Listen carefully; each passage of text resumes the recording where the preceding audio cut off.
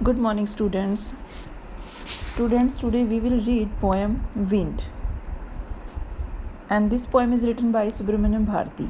तो स्टूडेंट्स ये पोएम हमारे से स्किप हो गई थी बेटा बीच में से, तो आज हम ये पोएम करेंगे, wind poem. So I want to some introduction about this poem. This poem brings about a very common idea. Nobody cares for a weak. Even gods are on the side of those who are strong. तो students ये जो poem है वो थोड़ा एक हमें common idea ये दे रही है कि कोई भी वीक पर्सन की कोई परवाह नहीं करता, कोई नहीं पूछता उसे. फिज़िकली नहीं, जब थोड़ा हमें फिज़िकली वैसे नहीं बोलेंगे, मेंटली कि कोई उसकी केयर नहीं करते. वेल्दी पर्सन कि even gods are on the side of those who are strong, कि गॉड भी उनकी साइड लेते जो स्ट्रॉन्ग होते हैं. यहाँ पर वेल्दी वैसे नहीं बोला जा सकता कि गॉड उनकी साइड लेंगे जो वेल्दी होंगे. यहाँ बोला गया है कि जो बिल्कुल मेंटली स्ट्रॉन्ग होते हैं किसी भी काम को लेकर, कि गॉड भी उन्हीं की साइड लेते हैं. जब से आपने सुना होगा कि वेल नोन प्रोवर्ब है, God help those who help themselves. तो यहाँ पर बोला गया कि गॉड भी उन्हीं की साइड ले रहे हैं जो स्ट्रॉन्ग हैं. अब लास्ट में जो एक वैल्यू है, मोरल वैल्यू क्या मिलती है ऐसे कि if you are weak people will kick you, and if you are strong people will bow to you. It is the way of the world, कि जो वर्ल्ड है उसका वे क्या है, वर्ल्ड कैसे चल रहा है, कि अगर आप वीक होंगे तो पीपल आपको किक करेंगे, आपको नहीं कोई पूछेगा. Nobody cares for the weak, या nobody care for you. If you are strong, अगर आप स्ट्रॉन्ग रहोगे people will bow to you, people आपके सामने झुकेंगे. तो ये है ये एक वे है वर्ल्ड का कि कैसे चलता है, कि जो वर्ल्ड है वो कैसे चलता है, कैसे उसके रूल हैं. ये दुनिया ऐसे ही चलती है. तो students let's start the poem. Wind comes softly, don't break the shutters of the window, don't scatter the papers, don't throw down the books on the shelf. अब स्कैटर का मतलब होता है थ्रो इन डिफरेंट डायरेक्शन, कि different direction में किसी चीज़ को बिखेरना. Scatter the papers. शटर का मतलब होता है blind fitted of the windows या स्क्रीन, कि आप विंडो को बंद करते हैं जैसे उसके आगे की स्क्रीन. कि कवि जो पोइट्स है वो स्टार्टिंग में क्या बोलता है कि गॉड जो विंड गॉड है, पवन देवता जिसे बोलते हैं, तो उसके प्रति एक जो प्रेयर होती है वो उसको बोलता है, प्रार्थना करता है कि वह विंड कम सॉफ्टली, कि जो हवा है वो सॉफ्टली चले. उसे ये प्रेयर करता है कि उसकी don't break the shutters of the window के शटर्स, खिड़कियों के जो शटर्स हैं उनको ना ब्रेक करे. और वो उससे क्या बोलता है कि डोंट स्कैटर द पेपर्स को इधर उधर ना बिखेरे. Don't throw a paper in a different directions, कि पेपर्स को डिफरेंट डायरेक्शंस में ना बिखेरे. Don't throw down the books on the shelf. और वो बोलते हैं कि जो बुक्स हैं वो शेल्फ में लगी हुई हैं, वो उन बुक्स को वो ना गिराए. मीन्स ये बोलना था कि जो हवा है वो कितनी स्ट्रॉन्ग होती है, कि कैसे बिखेर देती है वो हर एक चीज़ को. तो यहाँ पर जो फर्स्ट स्टैंजा आपको इसी में ये बताया गया है कि विंड को बोला कि सॉफ्टली चले, don't break the shutter of the window को शटर्स को ब्रेक ना करे, पेपर को स्कैटर ना करे, थ्रो ना उनको डिफरेंट डायरेक्शन में थ्रो ना करे, और बुक्स जो रखी हुई हैं शेल्फ पर उनको भी थ्रो डाउन ना करे.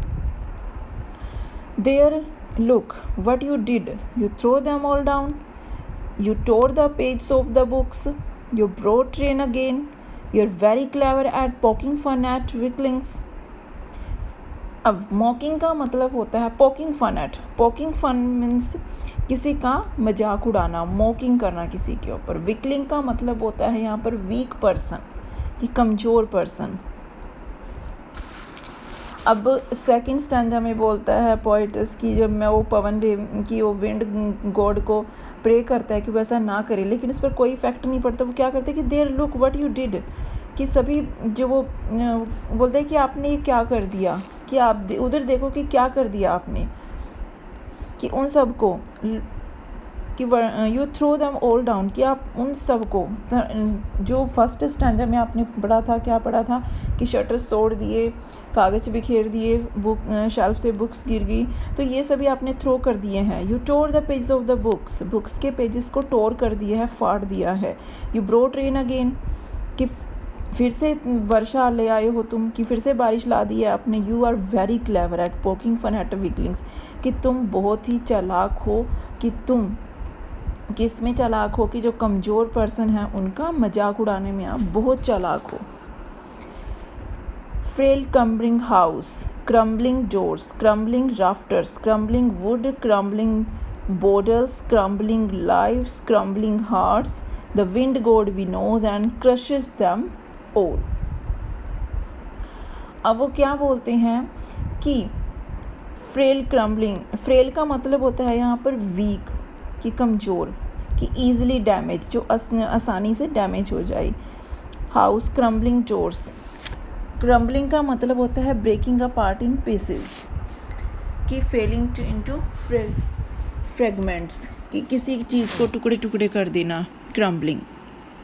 अब वो क्या बोलते हैं कि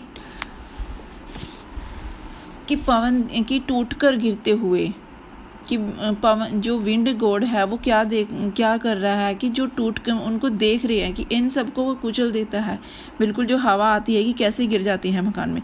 फ्रेल क्रम्बलिंग हाउसेस, कि टूट कर गिरते हुए कमज़ोर जो हाउस है, मकान है, कमज़ोर मकान है। फ्रेल मतलब वीक, कमज़ोर मकान है, टूटते हुए।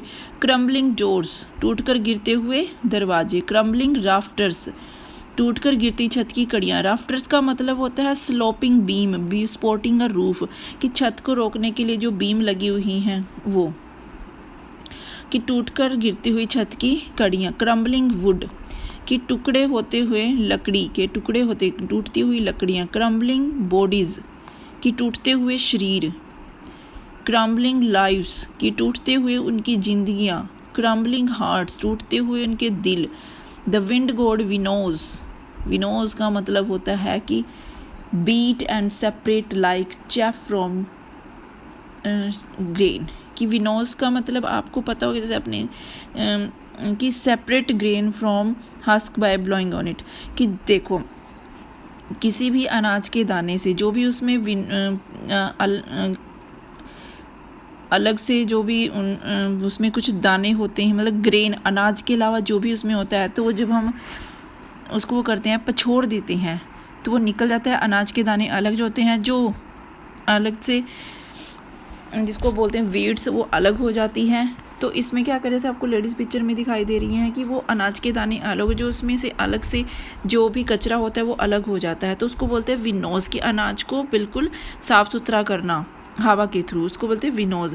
कि wind god winnows crush them all, कि जो विंड है उसने सब कुछ विनोज कर दिया है, सब कुछ अलग थलग कर दिया है, और क्रश देम ऑल, सबको कुचल दिया है।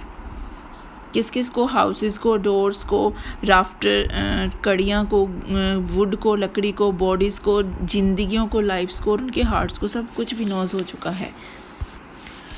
He won't do what you tell him, so come let's build strong homes.